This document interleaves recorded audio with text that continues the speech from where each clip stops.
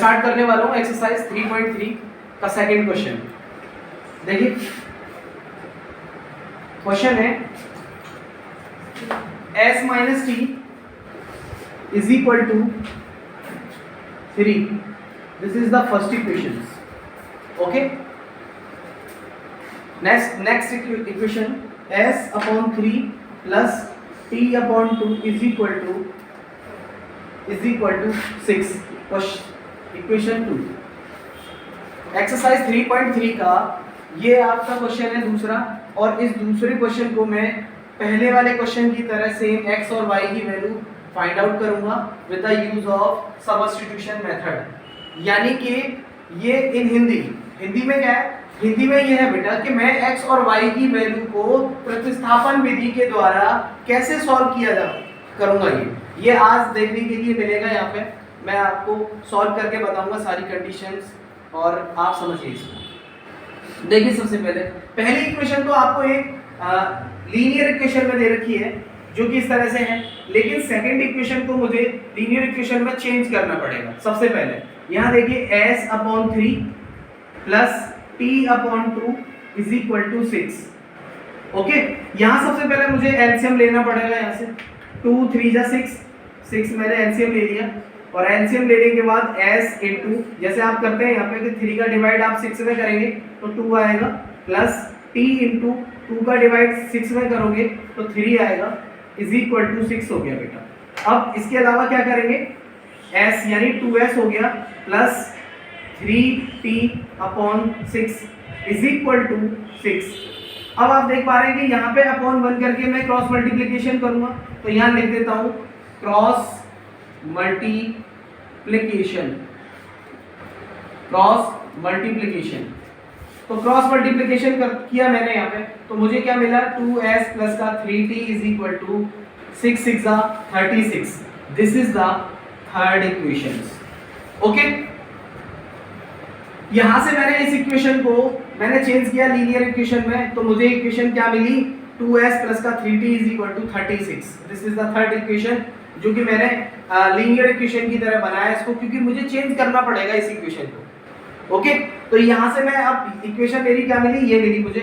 फिर मुझे क्या करना पड़ेगा आगे, देखिए आगे मुझे अब ये करना पड़ेगा बेटा, कर लेता हूं s minus t is equal to 3, 2s plus का 3t is equal to 36। Okay, अब बाई सब्स्टिट्यूशन मेथड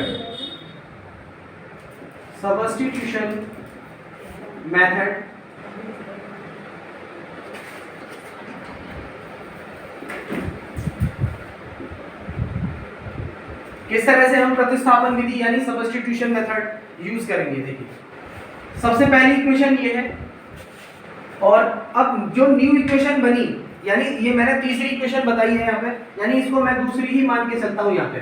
ठीक है, तो यहाँ पे अब ये देखेंगे हमें कि यहाँ पे किस तरह से हम किस वेरिएबल की वैल्यू फाइंड आउट करें। सबसे पहले तो यहाँ से मैं पहली इक्वेशन से, तो यहाँ से मैंने क्या किया, s की वैल्यू निकाला, s minus t is equal to 3। First equation, find the value of s is equal to 3 plus t। जब यहाँ पे t माइनस का है तो इधर जाके किसका हो जाएगा, प्लस का हो जाएगा। This is the third equation. Okay, put the value of s is equal to 3 plus t in equation second। 2s minus plus 3t is equal to 36। 2, अब मुझे क्या करना पड़ेगा कि s is equal to 3 plus t है यहाँ पे। अब s जहाँ पे आ रहा है वहां पे मुझे क्या करना पड़ेगा, 3 प्लस टी वैल्यू पुट करना पड़ेगा। तो यहाँ पे मैंने क्या किया, 3 प्लस टी मैंने पुट किया ब्रैकेट में, प्लस 3t यहाँ कर दिया इज इक्वल टू 36। 2 का मुझे इस ब्रैकेट में मल्टीप्लिकेशन करना पड़ेगा, तो 2 3 जा 6 plus 2t plus 3t is equal to 36।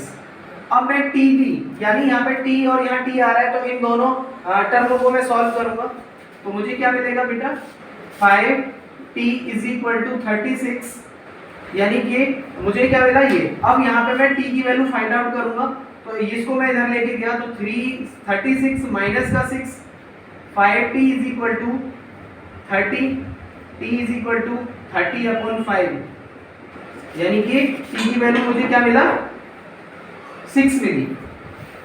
Okay, समझ में आया। उसके बाद अब मुझे क्या करना पड़ेगा, t is equal to 6, t is equal to 6, put the value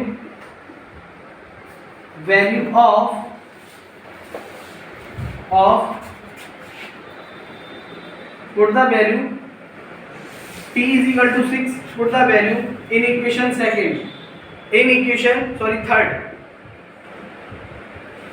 third we get s is equal to 3 plus t, s is equal to 3 कितना दे रखा है, 3 यहाँ पे दे रखा है, t मैंने निकाल लिया है 6, दोनों को ऐड करूंगा तो कितना हो जाएगा 9।